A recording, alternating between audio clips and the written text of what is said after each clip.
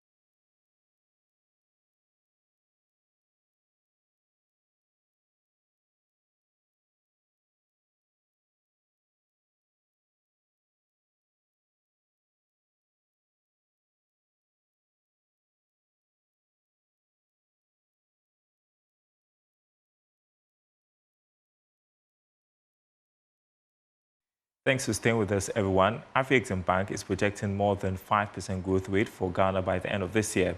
This was captured in the bank's Africa Trade and Economic Outlook report released on the sidelines of the annual meetings in Abuja, Nigeria. George Biafre reports from there. More than 5% growth rate for Ghana for this year by Afreximbank is the highest by any external institution or multilateral firm when it comes to Ghana's growth rate for this year. The World Bank, the IMF, the African Development Bank have all projected about 3.9 or a little over 4% for Ghana when it comes to its growth rate.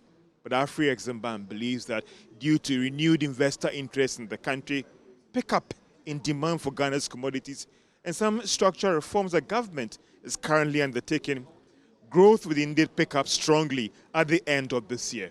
However, Afreximbank is warning that there are some threats to this growth.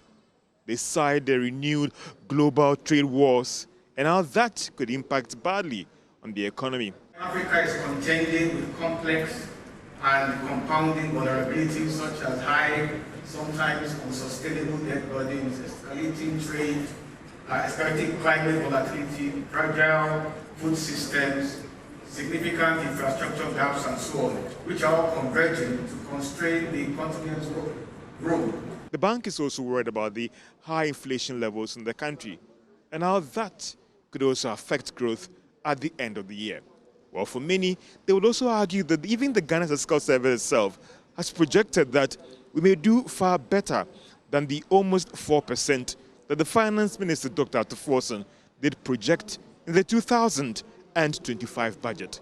Well, let's see how things will play out, whether indeed Ghana will do more than what has been projected or growth may be affected. From the Events Center at Afreximbank annual meetings in Abuja, Nigeria, George Biafre reporting for Joy Business. In other news, Republic Bank Ghana PLC has recorded a total profit of 210.67 million Ghana cedis in 2024, representing an increase of 45% over the 145.03 million posted in 2023. According to the bank, this robust growth is attributed to an increase in net interest income and decline in impairment losses on financial assets. Speaking to Joy Business at the bank's annual general meeting, Managing Director Dr. Benjamin Joboku explained why the bank is unable to pay dividend despite the good performance. Republic Bank Ghana PLC ended 2024 posting a profit after tax of 210 million Ghana cedis, while profits before tax reached 329 million cedis. Total assets also grew by 42.4% from the previous year to 367.2 billion cedis, while total deposits increased by 38.7% to reach 277 billion Ghana cedis. In 2024, the bank's loans and advances exceeded 94.6 billion cedis, increasing by 28.7% compared to 22% in 2023. Speaking to Joy Business, Managing Director of the bank, Dr. Benjamin Joboku, explained that despite the good performance, the bank is unable to pay dividend for the year 2024. We are not able to pay dividend this year because of our retained earning, which is in negative, but the group is in positive. We have crossed that the first quarter results, we have a credit over 30 million. The expectation is that by the end of December, we should have over 200 million in the retained earning that will help us to pay dividend in 2026. So 2025 financial year report will help us to pay dividend by 2026. He also added that the bank is implementing strategic measures to increase its revenue in 2025. There are some challenges in the system, but it depends on your strategy and the people behind the scene driving the vision. So Republic Bank, we don't have any issue because, as I said, I have a solid, fantastic team that are supporting the vision. So we don't have any problem. We are a solid bank. You know, we are in a group that has a total asset over 19.2 billion USD, has been in existence for over 185 years. And so we have the experience what it takes. That is what is helping us to even getting people from the sub-region asking for our technical services. You know, last week we just signed an agreement with Sierra Leone Commercial Bank also to help them technical service. Liberia Bank for Development and Investment, we are also supporting them with technical service because of the skill set that we have in Republic Bank Ghana.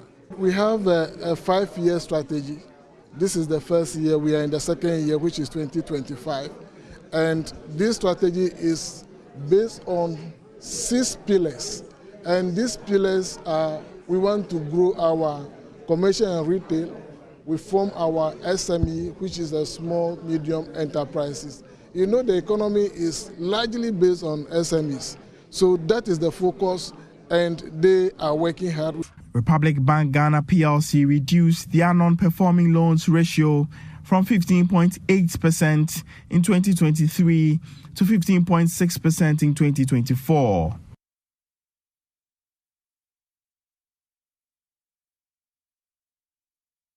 All right, so we've got more from the Managing Director of Republic Bank PLC, Dr. Benjamin Joboku, who has disclosed that the bank has grown many small businesses from the informal sector to large-scale businesses.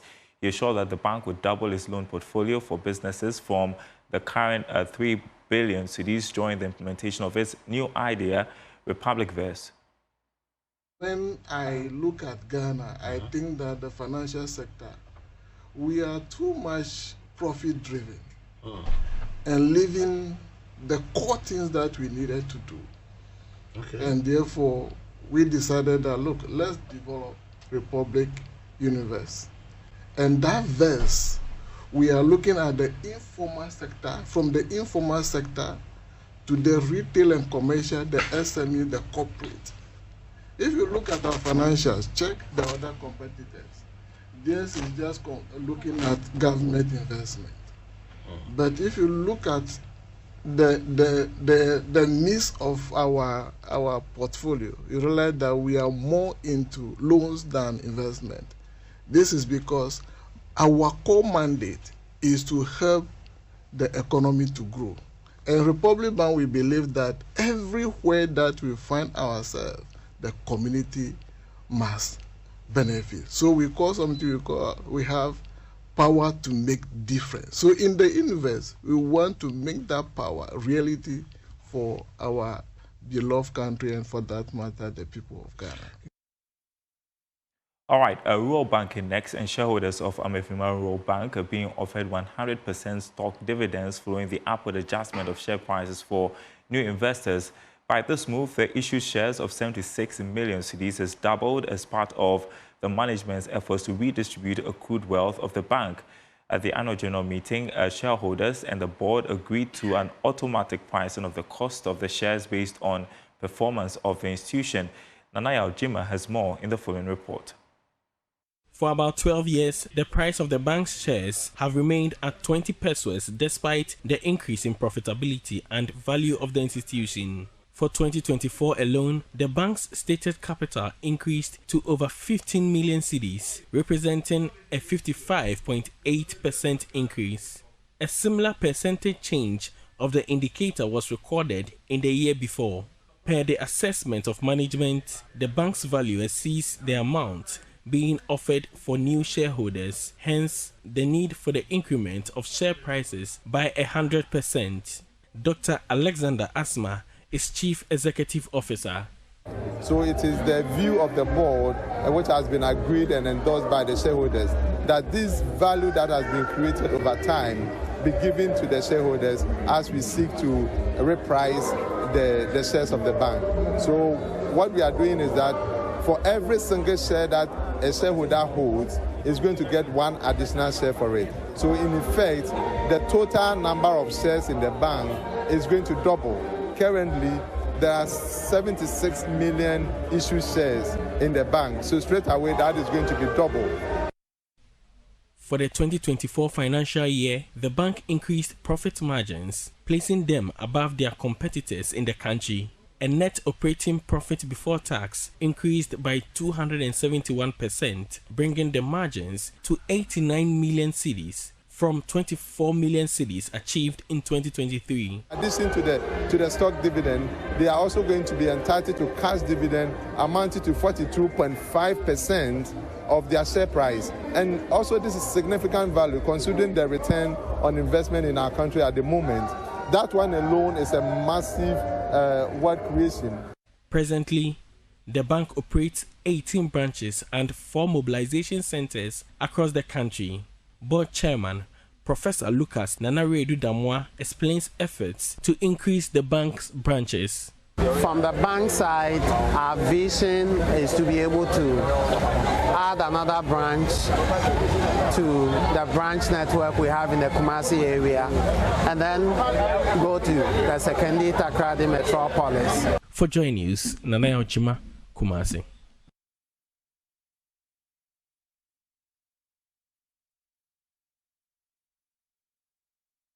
Now, as part of moves to support the journey towards financial inclusion across the country, Afreximbank has launched a new initiative, MobiTap, aimed at integrating micro, small, and medium enterprises, make them part of the digital financial ecosystem. The solution offers a convenient, low-cost alternative to traditional POS devices and aligns with efforts to drive financial inclusion through digital innovation. Head of Digital Payments and Commercialization at Afreximbank, Claude Ajana-Samoa, says that this is a game changer for the micro business sector. Here's more. Afreximbank has introduced the Absa MobiTap, a first-of-its-kind solution in the banking sector, aimed at integrating micro, small, and medium enterprises into the digital financial ecosystem. Developed in collaboration with Visa, the Absa MobiTap offers a secure platform that allows merchants and small business owners to conduct transactions without the need to carry large amounts of physical cash. Head of Digital Payments and Commercialization at Afreximbank, Claude Ajana-Samoa, emphasized the bank's commitment to innovation and financial inclusion. Over the period, we've noticed that there's a certain segment that was actually out of our banking niche. They couldn't join us in banking because they couldn't afford some of these products. They thought it was expensive. They thought they couldn't partake in it and all that. So as a business, we sat back and we thought through it again and said, no, we need to design something that would be fully value-adding, fit for purpose for this segment, which is the micro and small, medium enterprises. And that is what brought about the birth of Absa MobiTap. Head of Retail and Business Banking at Afreximbank, Kobla Nyalete, highlighted the potential impact of MobiTap in supporting the growth and operational efficiency of small businesses. Been on a journey to particularly bring SMEs into the financial ecosystem through various products. Be it simply bringing them to have formal banking accounts that then enables them to access formal banking products and services, way down to lending solutions.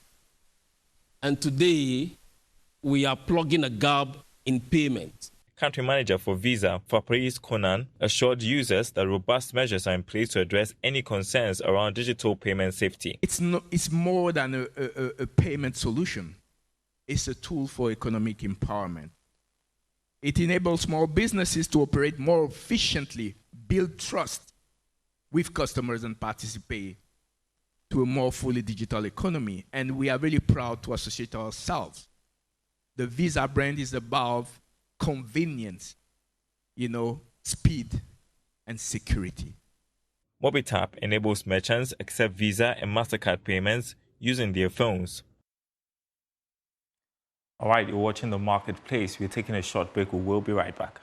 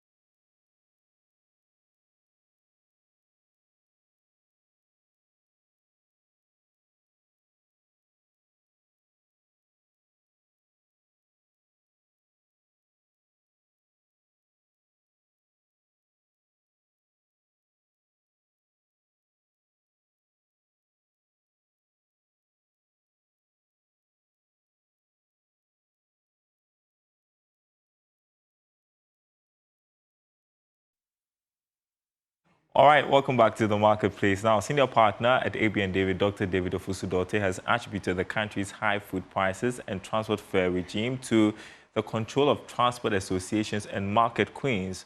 According to Dr. Ofosu-Dorte, the pricing of transport fares in Ghana is not determined by the forces of demand and supply, but rather by a cartel of transport associations and market queens dictating prices. Dr. Ofosu-Dorte made this known on the Joy Business Economic Forum, themed Ghana at Risk, the economic fallout of distant conflicts. When they fund these things, they have a complete control over the price, and we need to address that as a nation. This is how we price our food. Now, when you just stay and you come and pick what the Statistical Service will publish, in the CPI, you may find that the amount of spend we put on food, maybe, I don't know the figure, let's say it's 40%, and let's say another 30% to fuel and another 10% to rent, as an example. But these three are very heavy, and the attitude, so if a market queen is controlling how food gets to the urban center, indirectly, they are controlling the price. Now, as if that matter was only market queens. No, we come to the transportation. And this is where I said my piece won an award. GPRCU, Progressive Transport Owners Association, ProTour, Ghana Road Transport Council now, and then have Ghana Road Transport Coordinating Council, which puts all of them together. And the Ghana Road. All right, so that was David Ofosu-Dorte making the point there, joining me with some more headlines from the Joy Business Economic Forum and how you're reacting on social media, my colleague Isaac Atase-Nyako. And so we're going to get straight to it. I mean, what are the headlines from the forum? Exactly. I mean, we just heard Dr. Ofosu-Dorte say that, transport associations together with market women have formed a cartel, which seems to be, influencing transport fares and also food prices. And so we had these cards, we put it out on our socials, and it will interest you to know. Now, these are some of the comments. Patience Quay says that you should, but should the setting of transport fares not depend mostly on the distance. and should it be affected during peak season? Now, she's asking if indeed what Dr. David Ofosu-Dorotey is saying is the reality and that it's by market forces. And also, Jerry Abba, now he disagrees. Now, he thinks that transport fares are mostly determined by key factors including fuel price increase, inflation and currency depreciation, spare parts, maintenance goods, and he lists a number of reasons. So clearly, Jerry disagrees with Dr. Ofosu-Dorotey here. But we don't want to lose sight of the fact that there's also manipulation of transport fares. It's a problem in this country, and we talk about it a lot. Tweezy beats. Which is very true, Daryl. Again, Tweezy beats puts out quite a long one. Then the transport ministry is weak because if the fares can't be regulated by a body from law, then what's the essence of having transport and GPRTU? Again, our problem as a nation is weakness, not being our ability or inability to control people in the nation. That's what it means. Now, he's saying that we've got weak, not weak laws. We've got very good laws, but the enforcement has not been great. But it's one of the issues. Do we want to get to a place where the government is the one dictating what fuel transport fares should be? Now, don't we leave it to the unions to do that? According to Dr. Ofosu-Dorotey, according to law, now these terminals are supposed to be owned by the district assemblies and municipal assemblies, and so they should have control over it, not the transport unions. Now, transport unions control here means that they control who comes in and who goes out. And so they're able to determine and say that today no car is moving, and that's where the problem stems from. Well, maybe there should be a structure, something scientific that guides everybody. More headlines? Again, food inflation. Now, a bit about the market queens. Now, this is an issue because, well, it's been there. We hear it time to time that they are market queens and they dictate what comes into the market, the kind of products, or we're introducing a product and it do not go through these market queens. It will never be sold in these markets.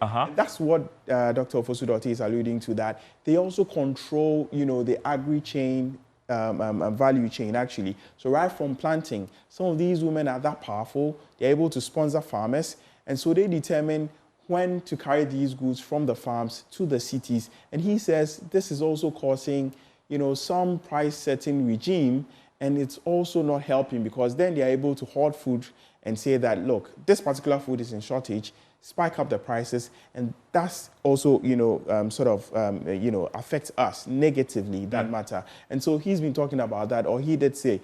Now, he made some very good points here, saying that pricing is a challenge, a way of, pricing our food. He says if you go to Cote d'Ivoire, exactly, standardization. It's one of the things we've talked about a lot of the time. I mean, if they're able to put food on the scale, then you don't have someone come and say a basket is X amount and it will be X plus 3 amount in the next couple of weeks.